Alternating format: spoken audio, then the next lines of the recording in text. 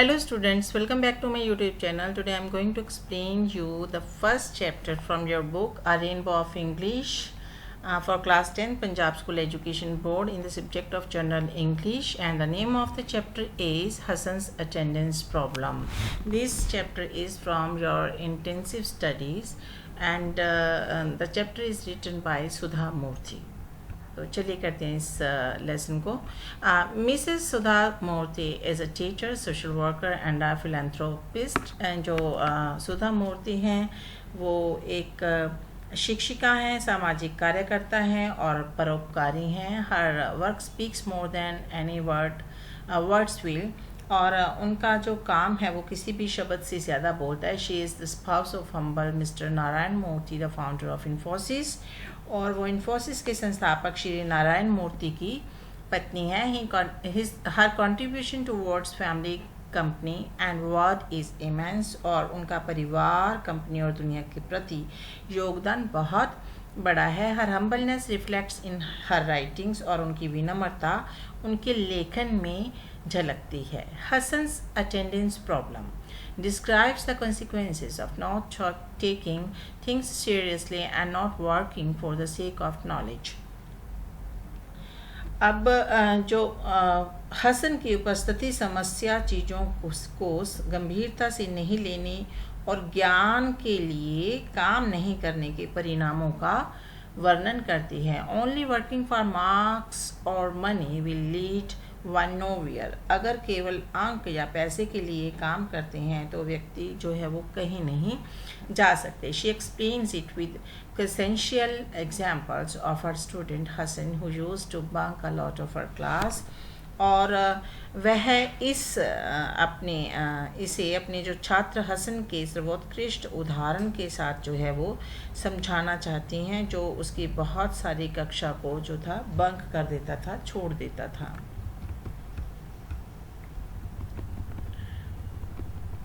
For many years now, I have been teaching computer science to students studying for their masters in computer application at a college in Bangalore. कई वर्षों से मैं बेंगलोर के एक college में computer application में master की पढ़ाई कर रही छात्रों को कंप्यूटर साइंस पढ़ा रही हूँ. I have interacted with many students. और मैंने बहुत सारे जो छात्र हैं उनसे बात की है. And though it is not possible to remember all of them now. हालांकि उन सबको याद रखना अभी मेरे लिए संभव नहीं है. The memories of some are etched in my head. लेकिन फिर भी कुछ की यादें मेरे दिमाग में अंकित हैं. That is not because they were all brilliant. ऐसा नहीं है कि वो सारे होशियार थे या प्रतिभाशाली थे, but rather because something in them was very different from the other. लेकिन इसलिए याद थे वो सुधा मूर्ति को क्योंकि वो बाकियों से कुछ अलग थे. In my first batch there was a bright boy called Hasan. मेरे पहले बैच में हसन नाम का एक बहुत ही होनहार लड़का था. He was tall, handsome, with a very good memory. और वो बहुत ही लंबा, सुंदर और बहुत अच्छी याददाश्त वाला था. He came from an affluent family where he was the only son. और वो एक बहुत ही संपन्न परिवार से आया था जहाँ वह इकलौता बेटा था. Initially, I did not come to know of his existence at all, mainly because he was hardly ever present. और मुख्यतः क्योंकि वह शायद ही कभी मौजूद होता था, इसलिए शुरू में उसके अस्तित्व के बारे में मुझे बिल्कुल भी नहीं पता था. I normally take the first class of the day. और कहते कि आम तौर पर दिन की पहली कक्षा जो थी वो लेती थी, which is scheduled at 9 AM, जो कि 9 बजे होती. तो ये आपको प्रश्न भी आ जाता है फाइनल एग्ज़ाम में कि पहली जो उनका लेक्चर था वो कितने बजे होता था. 9 बजे होता था. और the one after that at 10 AM. और पहले लेक्चर के बाद जो उनका उसके बाद दूसरा लेक्चर होता था वो 10 बजे होता था. I prefer this time as this is when students are fresh and very attentive. और लेखिका कहती कि मैं इस समय को इसलिए पसंद करती हूँ क्योंकि तब यह वह वक्त होता था जब छात्र ताज़ा और बहुत ही जो चौकस महसूस करते थे, क्योंकि सुबह सुबह दिमाग फ्रेश होता है और जो कुछ भी सिखाया जाता है वो बच्चा अच्छे से सीख लेता है. One in a while Hasan would turn up, particularly if due was a class test और ड्यूरिंग एग्जामिनेशन. और कभी कभी कभार जो हसन था वो आ जाता था, खासकर तब जब कोई क्लास टेस्ट हो या परीक्षा हो रही हो, उस वक्त वो आता था. I met he more often for attendance shortage meetings. और लेखिका कहती हैं कि वो खास कर के उनको कहते कि मैं उनकी उपस्थिति की कमी की बैठकों के लिए उसे अधिक बार जो थी वो मिलती थी कि उसकी अटेंडेंस जो है वो शॉर्ट क्यों जाती है. He would beg for attendance in such a manner that it was very difficult for me to C no. और कहते कि वो इस तरीके से जो था वो भीख मांगता था अपने लेक्चर पूरे करने के लिए कि कहते कि मेरे लिए उसको मना करना बहुत मुश्किल हो जाता था. There should be discipline. और कहते कि अनुशासन जो है वो होना चाहिए. Yes madam. जब वो टीचर उनको कहते कि दे शुड बी डिसिप्लिन, तो वो बड़े ही प्यार से कहता कि हाँ जी ma'am. He would reply apologetically, pardon me, from the next semester onwards I will definitely attend your class.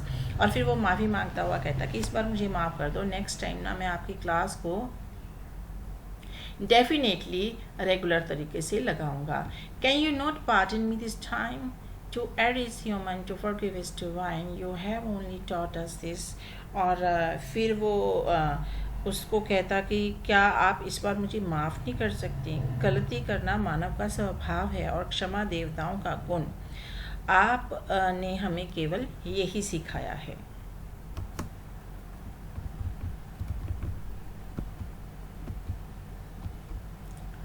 I could not remain angry for long. और फिर लेखिका कहती हैं कि मैं ज़्यादा देर तक क्रोधित नहीं रह सकती थी. Teachers to get upset with students who are not regular. कहते अक्सर जो शिक्षक होते हैं ना वो नियमित नहीं होने के कारण से छात्रों से परेशान रहते हैं कि उनके छात्र नियमित तौर पे कक्षा में क्यों नहीं आते हैं. But if the attendance shortage affects their appearance in the final examination, one tends to melt like snow against the sun. लेकिन कहते कि यदि उपस्थिति की कमी अंतिम परीक्षा में उनकी उपस्थिति को प्रभावित करती है तो व्यक्ति सूरज के खिलाफ बर्फ़ की तरह जो है वो पिघल जाता है. ठीक है, यानी कि कितना मर्जी गुस्सा आया हो उसी तरह से पिघल जाता है जैसे सूरज के सामने जो बर्फ़ पिघल जाती है. A good teacher will always wish for the best for her students, though I do agree discipline is very important too. और फिर वो आगे कहती हैं कि कहती कि एक अच्छा शिक्षक हमेशा अपने छात्र के लिए सर्वश्रेष्ठ जो है उसकी कामना करता है, बेस्ट ऑफ लक बोलता है उसे और उसका अच्छा ही चाहता है. हालांकि कहते कि मैं मानती हूँ कि अनुशासन भी उतना ही महत्वपूर्ण है, क्योंकि अगर हम एक पे तरस करके उसकी अटेंडेंस पूरी करेंगे तो उसको आदत पड़ जाएगी और फिर और स्टूडेंट्स भी आपके पास आ जाएंगे जो कि आपसे छुट्टी मांगने लगेंगी. इसलिए डिसिप्लिन का होना ज़रूरी है. As he was very bright, Hassan would invariably get a first class in the exam. अब चूंकि वह बहुत ही ब्राइट स्टूडेंट था तो उसने हमेशा परीक्षा में प्रथम श्रेणी जो थी उसी में पास होता था. However, before the exam started, every semester this drama with Hassan would be repeated. और हालांकि परीक्षा शुरू होने से पहले हर सेमेस्टर में हसन के साथ यह ड्रामा जो था वो दोहराया जाता था. कौन सा ड्रामा? कि वो फिर से मिन्नत करेगा कि मेरी ये प्रॉब्लम थी, वो प्रॉब्लम थी और इस बार मुझे माफ़ कर दीजिए, नेक्स्ट टाइम मैं फिर से रेगुलर हो जाऊँगा. ये ड्रामा उसका शुरू हो जाता था. आई वुड गेट अपसेट. और फिर कहते कि मैं परेशान हो जाती थी. थ्रेटन, उसको धमकाती थी. And ultimately giving. और फिर क्या करती थी? अंत में हार मान लेती थी. Each time, Hassan would promise to improve his attendance record and for 1 week would attend all classes, then the same old story would follow. अब क्या होता जब उसको डांट टपट पड़ती थी तो फिर वह जो था अपनी उपस्थिति के रिकॉर्ड को सुधारने का वादा करता और 1 सप्ताह के लिए सभी कक्षाओं में भाग लेता और फिर वही कहानी जो शुरू हो जाती थी. 1 हफ्ता तक तो सही रहता था, फिर से वैसे ही इरेगुलर हो जाता था. Each time he had a different reason for his absence. और हर बार वो अपने जो अनुपस्थिति की वजह अलग देता था. Unfortunately they always seemed genuine to me. और कहते बदकिस्मती से जो भी वो बहाना बनाता था वो उसे हमेशा ही जेन्युइन लगता था, यानी कि उनको लगता था कि शायद इसकी सच में कोई प्रॉब्लम है. Once I got tired of his stories and called his parents. और फिर वो कहते हैं कि एक दिन ना मैं उसकी कहानियों से थक गई और मैंने सोचा कि क्यों ना इसके जो माता पिता हैं उनको बुलाया जाए. Your son is a bright boy. और फिर वो बुला के क्या कहती है कि आपका बच्चा बहुत ही प्रतिभाशाली है.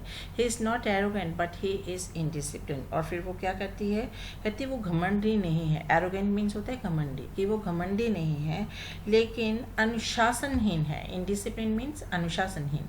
If only he came to class regularly and attend the lab, I am sure he can get a rank. और कहते कि मुझे यकीन है कि अगर वह नियमित रूप में कक्षा में आता और प्रयोगशाला में उपस्थित होता तो वो एक अच्छा रैंक जो है वो प्राप्त करता. I have failed to convince him. और कहते कि मैं उसको समझाते समझाते जो है वो थक गई हूँ. I will be happy if you could look into the matter more seriously because this is going to affect his life, I said to them. और फिर सुधा मूर्ति कहती हैं कि जब मैंने उसके पेरेंट्स को बुलाया तो मैंने कहा कि वो घमंडी नहीं है लेकिन अनुशासनहीन है और वो क्लास को रेगुलर अगर अटेंड करे तो मुझे उम्मीद है कि वो अच्छा रैंक लेगा, लेकिन मैं समझाने में फ़ेल हो गई हूँ.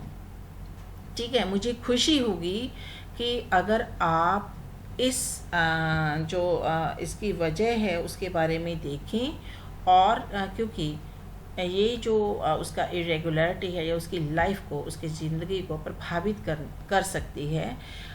उन्होंने कहा Hasan's father was a busy man and did not take my words very seriously. अब जो हसन के पिताजी थे वो बहुत ही व्यस्त व्यक्ति थे और उन्होंने मेरी बातों को गंभीरता से नहीं लिया. He said as long as he does well, that is fine with me, because after a certain age, certain do not listen to their parents. अभी वो उसकी बात को किस तरह से जो जस्टिफाई करते हैं. उन्होंने कहा कि जब तक वह अच्छा करता है वह मेरे लिए ठीक है, क्योंकि एक निश्चित उम्र के बाद जो बच्चे होते हैं वो अपने माता पिता की नहीं सुनते, क्योंकि एडोलसेंट पीरियड है तो उनको हमेशा अपने फ्रेंड्स ही अच्छे लगते हैं. ठीक है, और वो अपने मन की ही करते हैं. Only life will teach them. और फिर वो बड़ा ही जो है लाइटली बोलता है कि सिर्फ इनको तो लेसन जो है ना, पाठ है, वो ज़िंदगी ही पढ़ाएगी. But his mother was in tears. लेकिन उसकी माता जी जो थी हसन की, उन्होंने रोना शुरू किया. Madam I have failed as a mother. और फिर वो रो के क्या कहती हैं कि मैं एक माँ के तौर पे फेल हो गई हूँ. He does not listen to me at all. और वो मुझे सुनता ही नहीं है. He spends all night listening to music and chatting with his friends. और वो सारी रात म्यूज़िक सुनता है, संगीत सुनता है और अपने दोस्तों के साथ बात करता है. Sleeps at 6 in the morning. सुबह 6 बजे सोता है. How can he come to any class. तो जब रात भर अपने फ्रेंड्स से चैट करेगा, म्यूज़िक सुनेगा, तो वो सुबह कैसे जल्दी स्कूल में आ जाएगा, क्लास में आएगा. He does not pay any attention to what I say and tell me I repeat the same things always. और कहते कि वो कोई भी ध्यान नहीं देता मैं जो कुछ भी उससे कहती हूँ और जो भी मैं उसे बताने की कोशिश करती हूँ. कहते ऑलवेज ही वो क्या करता है, हमेशा ही कहती कोई वो मेरी बात को दोहरा देता है, कि उनका मजाक सा उड़ा के उसको लाइटली ले लेता है. The meeting ended in an argument between his parents. His father said you are the mother. अब जो मीटिंग है वो उनकी एक जो आर्गूमेंट्स हो जाता है उनके बीच में, उसके बीच में ही एक बहस में ही ख़त्म हो जाती है. हिज फादर सेड, उसके पिता ने कहा, यू आर द मदर, कि तुम माँ हो. It is your duty to correct him. तुम्हारा फ़र्ज़ बनता है कि तुम उसे ठीक करो. You should spend more time with him. तुम उसके साथ ज़्यादा वक्त बिताओ. I am so busy. मैं बहुत ही व्यस्त रहता हूँ. You have failed. तुम फेल हो गई हो. हिज मदर सेड, उसकी माँ ने कहा, यू आर द फादर. तुम पिता हो. It is difficult to control boys, और लड़कों को नियंत्रित करना बहुत मुश्किल होता है. You can speak to him man to man. Man to man का मतलब होता है कि आमने सामने, और कहती है कि तुम आमने सामने उससे बात क्यों नहीं करते. Earning money is not the only thing in life. और फिर उसकी मम्मी कहती हैं कि जो पैसा कमाना इस ज़िंदगी में सब कुछ नहीं होता, बच्चों को टाइम भी देना चाहिए. This continued for a while and the meeting ended fruitlessly. ये कुछ समय तक चला और फिर ये मीटिंग जो थी इसका कोई फ़ायदा नहीं हुआ. Hasan continued in his ways till he passed out of his course as usual in first class. और हसन जो था वो उसने अपने वही तौर तरीके रखे और वो फर्स्ट क्लास में पास हो गया. He was a nice boy. वो बहुत अच्छा लड़का था. ही केम एंड थैंक्ड मी. वो आया और उसने मुझे धन्यवाद कहा. ये कौन बोल रहे हैं? सुधा मूर्ति, क्योंकि वो इस स्टोरी को नरेट कर रही हैं. Madam thank you for teaching me for the last 3 years. फिर वो क्या कहता है कि मुझे 3 साल पढ़ाने के लिए आपका शुक्रिया. Because of your kind heart I could get all my attendance. कहते हैं आपके दयालु स्वभाव की वजह से मैंने अब मेरी अटेंडेंस पूरी हो गई थी. I wish all teachers were like you in the college. और वो कहता है कि काश सारे टीचर्स आपकी तरह होते. I laughed. फिर वो कहती हैं कि मैं हंसी. God feeling we will meet again. फिर वो कहते हैं कि परमात्मा ने चाहा तो हम फिर से मिलेंगे. But I did not meet Hasan for a long time and forgot all about him. और फिर सुधा मूर्ति कहती हैं कि मैं हसन को नहीं मिली और उसके बारे में सब कुछ भूल गई. Years past. बहुत समय बीत गया. I taught many students. मैंने बहुत से बच्चों को पढ़ाया. Some of them became very good human beings. उनमें से बहुत अच्छे इंसान बने. Some became famous. कुछ मशहूर हो गए. Some became rich. कुछ अमीर हो गए. And some remained ordinary. और कुछ आम ही रहे. As far as I was concerned they were like my children. और कहते कि मैं उन्हें अपने बच्चों की तरह ही देखती थी. Some remember me still and send invitation to weddings, naming ceremonies, house warming etcetera. और फिर वो कहती हैं कि अभी भी मुझे मेरे स्टूडेंट्स बुलाते हैं जब उनकी कोई शादी होती है, बच्चे का नामकरण होता है, या फिर जो घर पे वो जो इनविटेशन करते हैं. If I am in town I definitely try and attend. अगर कहते कि मैं टाउन में होती हूँ तो मैं पक्का उनके उस फंक्शन को अटेंड करती हूँ. Because for me dear immense love is my strength. और उनके लिए उनकी स्ट्रेंथ क्या थी सुधा मूर्ति के लिए? उनका जो बहुत ही गहरा प्यार था. किनका? सुधा मूर्ति के स्टूडेंट्स का. One Monday morning, my secretary told me that a person wanting to sell the latest software in high school teaching wanted to meet me.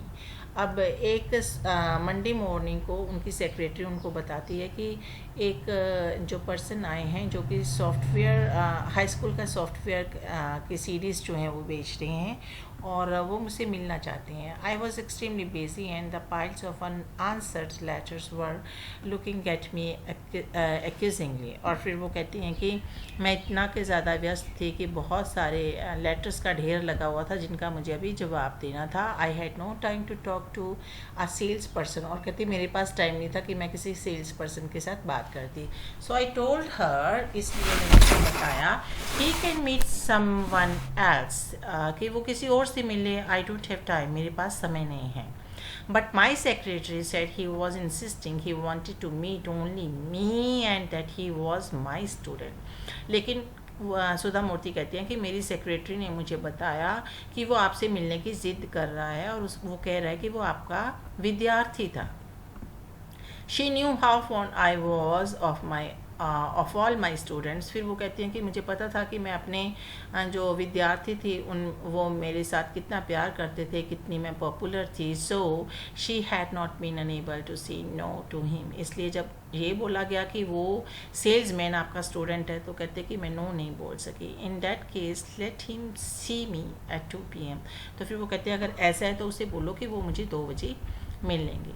In the afternoon, a man of about 35 years, plump with a bald head and moderately dressed, was waiting for me in the office. और फिर वो कहते हैं कि दोपहर के समय एक 35 के साल का लड़का था आदमी था जो कि मोटा था, गंजा था और आम से कपड़े उसने पहने हुए थे. In his hands was the CD with the software. उनके हाथ में एक CD थी सॉफ्टवेयर के साथ. आई कुड नॉट प्लेस हिम दो ही सीम्ड फेमिलियर. मैं उसे पहचान नहीं सकी, चाहे वो जाना पहचाना सा लग रहा था. ही smiled at me and said.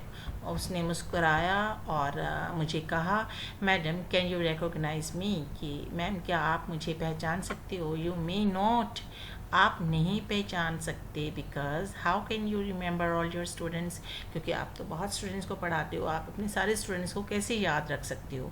From a window you can see the outside world, but from the outside you can not see all that is inside.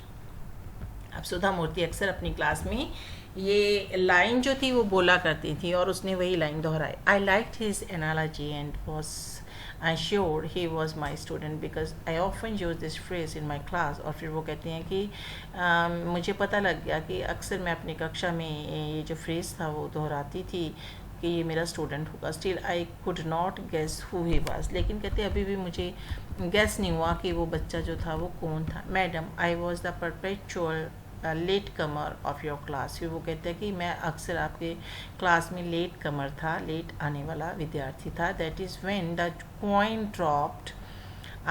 इसलिए जब जो कॉइन था वो ड्रॉप हुआ. Hi Hasan, how are you, it is been a long time since I last met you. और फिर वो कहते हैं कि उनको मतलब समझ में आ जाता है, उनके दिमाग में आता है कि ये हसन ही होगा. फिर वो कहते हैं कि हाय हसन, आप कैसे हो, बहुत समय हो गया लास्ट टाइम मिले हुए. I was very happy to see him. और कहते कि मैं उसे देख के बहुत खुश हुई. Madam I am fine and remember many of your lessons. फिर वो कहता है कि मैं ठीक हूँ और आपके दिए हुए बहुत सारे पाठों को मैं याद करता हूँ. इज़ इट डेटाबेस मैनेजमेंट और C और पास्कल. फिर वो उनसे पूछती है कि ये क्या है सॉफ्टवेयर जो आप बेच रहे हो. वो कहते हैं कि डेटाबेस मैनेजमेंट है, C है या फिर पास्कल है.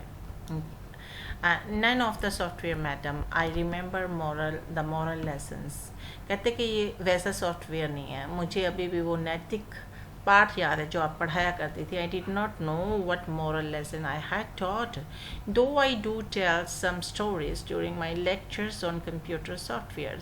फिर सुधा मूर्ति कहती है कि मुझे तो नहीं मालूम कि मैंने कोई नैतिक मूल्यों पे कोई पाठ पढ़ाया था. कहती हाँ इतना तो याद है कि जब मैं पढ़ाती थी तो मैं कुछ स्टोरीज पढ़ाती थी. किसके बारे में, कंप्यूटर सॉफ्टवेयर के बारे में. Hasan what are you doing now. फिर वो उससे पूछते कि हसन अब तुम क्या कर रहे हो. Now his face became a little pale. अब उसका चेहरा थोड़ा पीला पड़ गया था. Madam I am selling this software which is useful in teaching maths, physics and chemistry. फिर वो कहता है कि मैम मैं ये सॉफ्टवेयर बेच रहा हूँ कि जो मैथ, फिजिक्स और केमिस्ट्री में बहुत ही लाभदायक होगा. It is of help to both teachers and students. ये टीचर्स, ये अध्यापक और स्टूडेंट्स यानी कि विद्यार्थी दोनों के लिए ही लाभदायक होगा. I know your foundation helps a lot in education at the high school level. I thought it may be of some interest to you. और फिर वो कहता है कि मुझे मालूम है कि आपने जो हाई स्कूल लेवल की फाउंडेशन है ना वो बहुत अच्छी रखी है और एजुकेशन के मामले में. और कहते कि मुझे लगता है कि अगर आप ये CD देखेंगे तो आपको दिलचस्प लगेंगी. Hasan what did you do for so many years. फिर वो कहते हैं कि तुमने इतने साल से क्या किया. I knew all his classmate by this time were in very high positions in the software industry. और फिर वो कहते हैं कि मैं उसके बहुत सारे दोस्तों को जानती थी जो कि सॉफ्टवेयर इंडस्ट्री में बहुत ऊंची पदवी पर थी. Hasan being a bright student. Hasan bright student होने के बावजूद भी, होनहार स्टूडेंट होने के बावजूद भी, should have definitely done well. उसको भी अच्छी जॉब मिल गई होगी. कहती मैं ये सोचती थी. Yet on the contrary he seemed to be doing a smart job of selling high school software door to door. कहती लेकिन मैं तो उसके बिल्कुल उलट तुझे ये स्मॉल हाई स्कूल का सॉफ्टवेयर दर बदर बेचते हुए देख रही हूँ. Madam you know I was very irregular in college. फिर वो एडमिट करता है. कहती मैम आपको पता है कि मैं कॉलेज में बहुत ही कम आता था. The same habit continued even after my graduation. और कहते कि ग्रेजुएशन करने के बाद भी मेरी ये आदत बनी रही. I would get up late and was very lazy. मैं लेट उठता और बहुत ही आलसी था। My mother would lose her temper and peace of mind. मेरी माँ जो थी मुझे समझाते समझाते जब थक जाती थी तो कहता कि उसको बहुत गुस्सा आता था और उसके मन की शांति ख़त्म हो गई थी। आई डिड नॉट बॉदर, और कहता कि मुझे इसका कोई एहसास ही नहीं होता था। आई टुक हर फॉर ग्रांटेड, कहते मैं उनको हल्के में लेता था। After a lot of pressure from my parents I took up a job, और कहते कि मेरे पेरेंट्स की तरफ से बहुत दबाव डालने पर मैंने एक जॉब जो थी, नौकरी थी, वो शुरू की। But I continued with the same habits of going late to office, not keeping appointments and not being responsible. लेकिन कहते कि मैंने ऑफिस ज्वाइन करने के बाद भी अपनी आदतों को नहीं छोड़ा। मैं लेट जाता था ऑफिस में, है ना, और जो अपॉइंटमेंट्स होती थी किसी से मिलने के लिए वो नहीं पूरी करता था, और ना ही मैं ज़िम्मेदार था। आई did not have the proper knowledge also, और कहते कि मैंने डीप स्टडी नहीं की थी, जस्ट कुछ एक क्वेश्चंस पढ़ के मैं फर्स्ट डिवीजन ले लेता था, तो मुझे ज़्यादा नॉलेज भी नहीं थी। In college I hardly studied, college में कहते मैं बहुत कम पढ़ता था। Getting a first class in the examination is not an index of the amount of knowledge one has. और फिर वो कहते हैं कि फर्स्ट डिवीजन ले लेना ही सब कुछ नहीं होता, इससे ये नहीं माना जाता कि आप बहुत ही ज्ञानवान हो। I would just study just before the exam, कहते मैं एग्ज़ाम से थोड़ा पहले पढ़ता था। गैस लगाता था द प्रोबेबल क्वेश्चंस, उन क्वेश्चंस को जिनकी प्रोबेबिलिटी होती थी, संभावना होती थी कि ये आ सकते हैं, एंड स्किप द चैप्टर, और लेसन नहीं पढ़ता था। जैसे आप बच्चों ना समरी कर लेते हो, लेसन नहीं पढ़ते हो। I always thought I could somehow make it later, और कहते कि मैं हमेशा सोचता था कि चलो बाद में पढ़ लूँगा, but without proper knowledge it is difficult to work. लेकिन कहते कि अगर आपको प्रॉपर नॉलेज नहीं है तो आप काम नहीं कर सकते। I always laughed at those people who were hard workers, कहते कि जो बहुत सख्त मेहनत करते थे, मैं अक्सर उन पर हंसता था। I use to make fun of them, और कहते कि मैं उनका मजाक उड़ाता था। एंड कॉल देम नर्ड्स, और कहते उन्हें नर्ड्स बोलता था। Today those nerds have become millionaires, और आज वो नर्ड्स जो हैं वो मिलेनियर्स हो गए हैं। Nobody like me in my office because of my behaviour, और कहते कि मेरे ऑफिस में मेरे बिहेवियर की वजह से मुझे कोई पसंद नहीं करता। No employer would keep such an employ and lost whatever job I took up, और कहते कोई भी जो एम्प्लॉयर होगा, मालिक होगा, वो कहते अपने किसी भी ऐसे वर्कर को नहीं रखना चाहेगा जो कि एक्टिव ना हो। तो कहते कि मैंने हर जगह जॉब खो दी थी। In my frustration I started quarrelling at office as well as at home, और कहते जब मुझे जॉब से हटा दिया जाता था मेरे लेट होने की वजह से, तो फिर मैं क्या करता, घर पे भी लड़ता था और ऑफिस में भी लड़ता था। Finally my father got so fed up he told me to stay separately, और कहते फाइनली मेरे जो फादर थे वो मेरे से बहुत फेडअप हो गए थे, ऊब गए थे, और उन्होंने मुझे कहा कि तू अलग रहे, लड़ने की बजाय, क्लेश करने की बजाय तू अलग रहे।